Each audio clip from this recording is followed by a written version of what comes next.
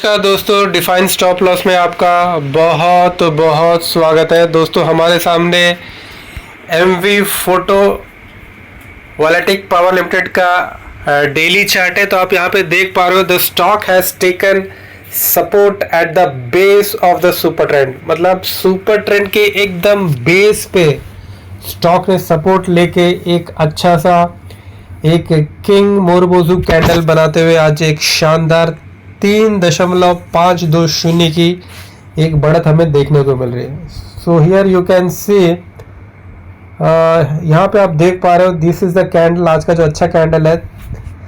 भले आज आप देखोगे हमारा जो निफ्टी था, सेंसेक्स था 0.5% आज गिर के क्लोज हुआ है, ठीक है ना।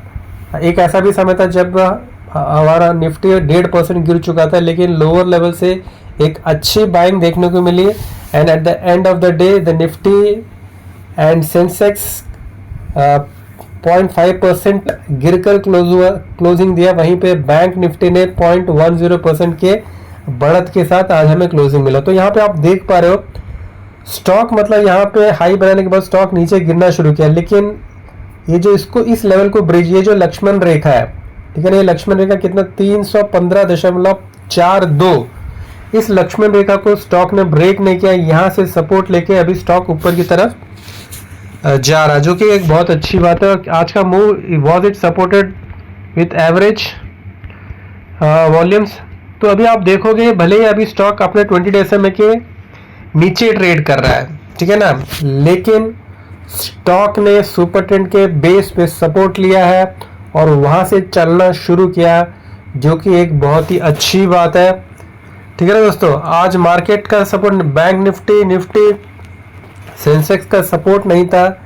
ऐसे बुरे मार्केट, ऐसे बुरे दिन भी स्टॉक ने चलना शुरू किया, तो एक बहुत अच्छी बात है। और यहाँ पे आप देख पाओगे stock has exactly taken support at the 50 day simple moving average के, क्योंकि यहाँ पे आप देख पा रहे हो 50 डे सिंपल मूविंग एवरेज और आपका सुपर ट्रेंड का बेस दोनों तकरीबन एक ही लेवल पर है, ठीक है ना। तो आप स्टॉक ने 50 डे SMA के पे सपोर्ट लिया है और वहां से स्टॉक ने चलना शुरू किया है। और जहां तक इसका आप जो RSI देखोगे, RSI इसका अभी भी 49.4 है, अभी भी 50 के नीचे का RSI है। और जब RSI 50 के नीचे रहता है तो हम ये मान के चलते कि स्टॉक में कमजोरी है। लेकिन आपको इस बात का ध्यान रखना पड़ेगा कि स्टॉक ने, मतलब इसका जो स्टॉक जो है RSI 43 तक जा चुका था, 43 से स्टॉक ने रिवर्स किया और अभी 50 के आसपास आ चुका है। So the RSI is at 50 odd levels, और यहाँ से इसी प्रकार यदि मोमेंटम बना रहा तो 50 को क्रॉस करेगा स्टॉक, ठीक है ना दोस्तों। और जहाँ तक ADX का सवाल है, here we can see the ADX S20 का ADX है, तो इसका मतलब है कि स्टॉक में कोई ट्रेंड नहीं है, ना पॉजिटिव ट्रेंड है ना नेगेटिव ट्रेंड है। Stock is stuck in a range, क्योंकि ADX हमें मतलब 20 का नीचे जब ADX होता है तो वो होता है कि एक वो हम मान के चलते कि एक रेंज में फंसा हुआ है। 20 से 25 से होता है तो हम कहते हैं कि एक ट्रेंड डेवलप हो रहा है, और 25 के ऊपर का जो ADX होता है हम कहते हैं कि एक स्ट्रॉन्ग ट्रेंड चल रहा है, ठीक है ना। ADX हमें ट्रेंड का स्ट्रेंथ बताता है, लेकिन पॉजिटिव स्ट्रेंथ या नेगेटिव स्ट्रेंथ वो हमें ADX नहीं बताता, वो हमें RSI से देख के पता लगाना पड़ता है, ठीक है ना दोस्तों। और जहाँ तक आप इसका MACD देखोगे तो MACD line is still below the signal line. ये जो MACD लाइन नीचे है और आपका सिग्नल लाइन नीचे, जो कि नेगेटिविटी को दर्शाता है, और यहाँ पे अभी भी ग्रीन बार्स बनना शुरू नहीं हुआ है। सो यहाँ पे आप देख पा रहे हैं indicators, some indicators are showing positivity while some indicators are not showing positivity, ठीक है ना।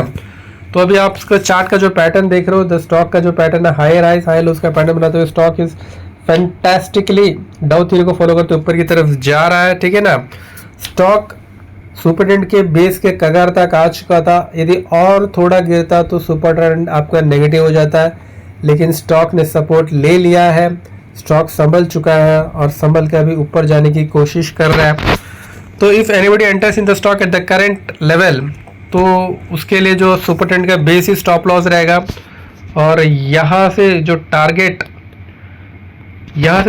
जो एक्सपेक्ट कर सकते हैं, ये जो टारगेट है यहाँ से लेके यहाँ तक, ये हो गया आपका 12% का है और आपका स्टॉप लॉस 6%। 1:2 का आपको बहुत ही आराम से आपको 1:2 का इसमें रिस्क रिवार्ड रेशियो बन रहा है, ठीक है ना।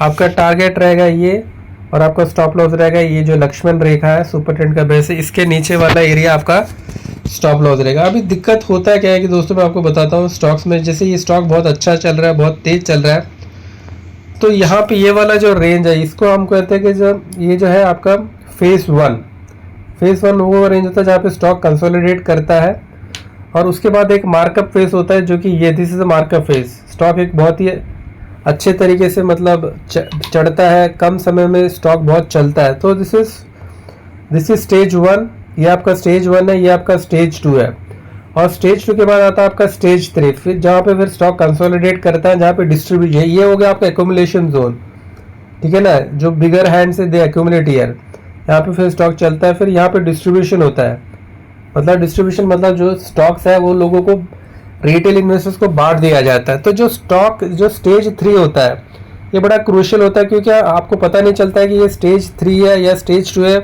क्योंकि यहाँ से स्टॉक गिरना शुरू कर दिया तो मतलब ये हो गया, ये स्टेज 3 हो जाएगा और फिर ये गिरने वाला स्टेज 4 हो जाएगा। लेकिन मान लो यहाँ से स्टॉक संभल जाता है और फिर ऊपर की तरफ चढ़ता है तो मतलब ये हो गया आपका स्टेज 2 का कंटिन्यूएशन हो जाता है। तो ये थोड़ा सा दिक्कत की बात रहती है जो हमें एनालाइज करने में। अभी ये या तो आपका स्टेज 3 भी हो सकता है, ठीक है ना, या फिर ये स्टेज 2 का कंटिन्यूएशन भी हो सकता है। तो स्टॉक में अभी भी पॉजिटिविटी है, कम समय में स्टॉक ने बहुत ही शानदार रैली दी है। यहाँ से आप देखो कहीं से भी यहाँ मेजर कर लो, यहाँ से भी आप मेजर कर लो तो एट ए 40% का रिटर्न इसने सिर्फ 60 दिन के अंदर, 60 से मतलब वेरी गुड रिटर्न, बहुत ही शानदार तरीके से स्टॉक चल रहा है। बट कब रिवर्स कर लेगा ये बड़ा मतलब इन स्टॉक में अनुमान लगाना, ठीक है ना, ये बड़ा मतलब अनुमान लगाना बड़ा मुश्किल रहता है। यदि इसको ब्रेक कर देता तो फिर इसमें हमें एक शार्प सेलिंग देखने को मिलती, फिर आपको ये लेवल तक स्टॉक आसानी से मिल जाता। बट स्टॉक ने यहाँ सपोर्ट ले लिया है जो कि अच्छी बात है। If somebody is holding the stock they can continue, if anybody wants to enter in the stock then they can enter in the stock with their stop loss। इसका जो बेस है सुपर ट्रेंड के base को stop loss मान के आप stock में enter कर सकते हो। दोस्तों आप हमारे चैनल में पहली बार आए तो आपसे विनम्र निवेदन है कि आप हमारे चैनल को लाइक कीजिए, कमेंट कीजिए, सब्सक्राइब कीजिए, इसी प्रकार अपना प्यार हमें देते रहिए दोस्तों। फिर कभी किसी वीडियो में आपसे मिलेंगे, तब तक के लिए धन्यवाद, शुक्रिया, शब बाय, टेक केयर, अपना ख्याल रखिए और अपनों का भी ख्याल रखिए। बहुत बहुत धन्यवाद।